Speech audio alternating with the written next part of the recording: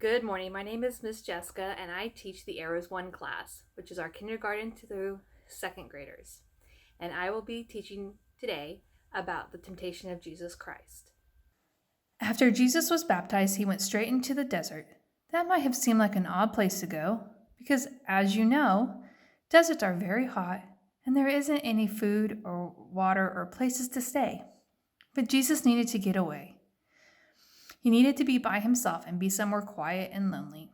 He needed to be with his heavenly Father to get ready for his new life.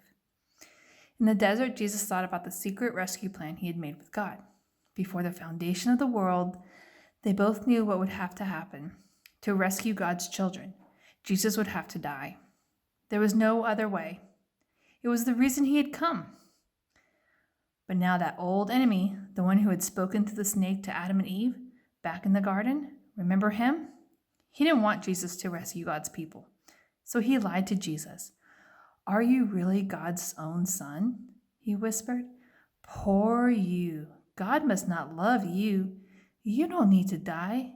Do it my way." "Yes." And "No!" Jesus said to the liar. "I will do what God says." And from that moment on, nothing would ever be the same.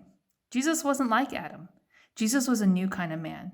He would not believe the terrible lie that the enemy spoke. Jesus knew God loved him, and he would trust God no matter what.